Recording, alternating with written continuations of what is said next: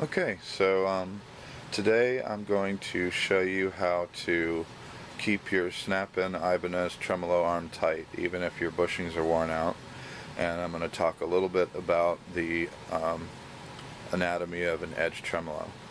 So here we have a JS guitar, has the original edge,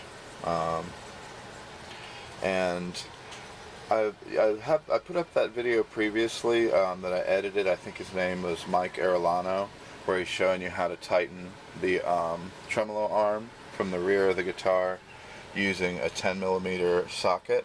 Yeah, and that's really useful, but unfortunately not everybody can get in here, even with the plate off, haha.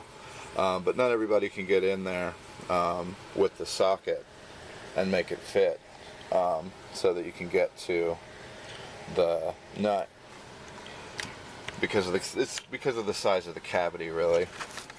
But so the alternative to tightening it from the rear is to actually take the tremolo off, which is really easy. Actually, it's surprisingly easy.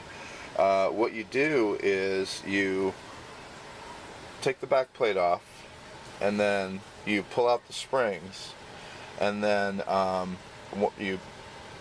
once the guitar's laying on its face, you pop the springs out, and then you can pull the tremolo right off. It comes right off in your hand, off the two studs here, and just pops out. And when you do it, you make sure that the guitar is tuned to pitch and all locked down, and then you can tighten it from the rear, and then just pop it back on. The way that you get the springs on, it's kind of hard to explain, but where you have the studs up here, you take a screwdriver and you put it through. These have circular ends. I should have taken the back plate off, but these have circular ends. So you put the screwdriver through the circle and then drag it up this way and then pop it onto the claw. And then once you do the first one, it's not too hard to get the other ones on, and then that balances your tremolo and puts it right back where it was when you left it, without having to take it to the guitar shop and have it adjusted or any of that. So it's actually surprisingly easy to take the tremolo off. I definitely recommend it if the arm holder is loose and spinning around. If this doesn't move and your bar is loose, then that points to it being your bushings. Now, I had some adventures when I was tightening the arm holder. I actually snapped my arm holder.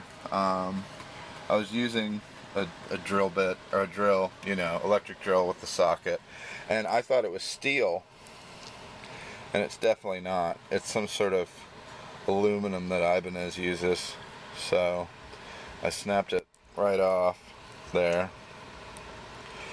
So I ended up buying two arm holders, so I have a spare here. So what you see is the screw that holds that black spring on, and there's a little circle on the black spring that is what catches on this little indentation on the plug, or on plug. It looks like a guitar plug, doesn't it? On the bar right here.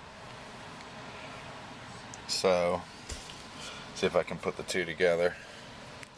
So we have our arm holder and our whammy bar that snaps in there, and then that's where our spring goes into the little divot, I suppose.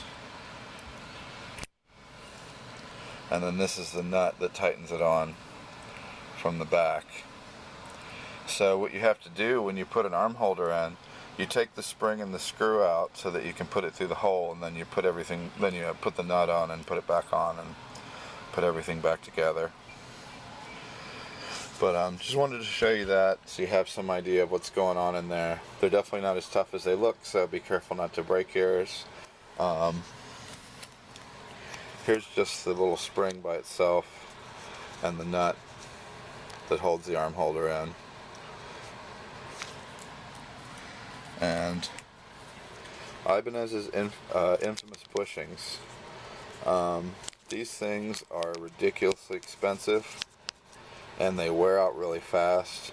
Seems like no matter what you do, no matter how you tighten it, or you know how you baby it, they're always going to wear out really quickly.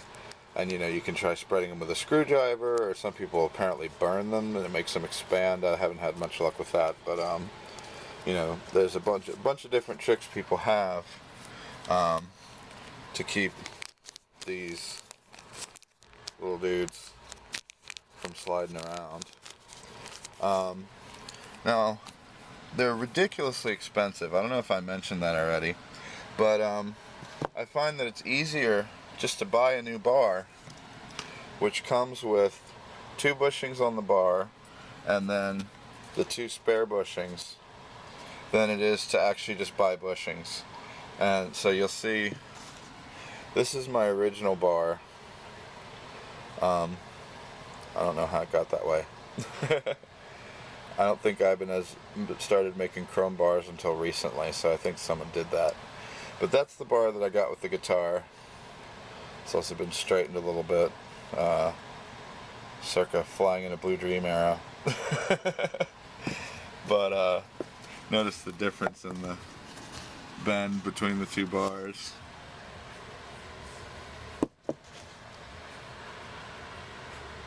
But anyway, so here's the trick to keep from having to keep buying bushing after bushing. So what you do is you take string wrapper. Now you'll notice this one's had some chunks taken out of it. So you basically just take a piece of string wrapper and you pull it out like this, and you do want it to stretch a little bit. And notice we have a piece about that big, and then kind of maybe take the little loose bits off.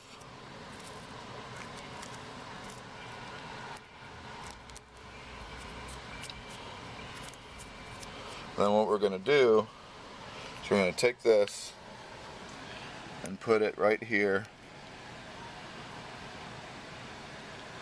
over the whammy bar hole. Now you don't, I normally just stick it on the bar, but just for the sake of demonstration, I wanted to show you this way. And then you take the bar and you push it through. And it's a little tight, but you know, you kind of want it to be tight. That's sort of the idea. And then that bar ain't going nowhere.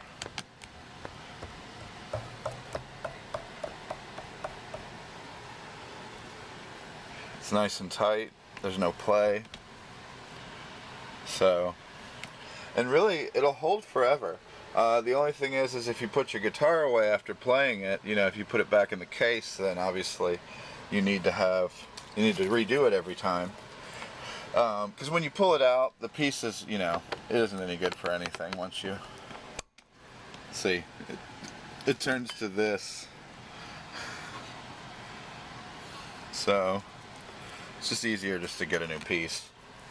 But if you keep your guitar in the stand, if you're not putting it away all the time, then one piece should pretty much last you forever.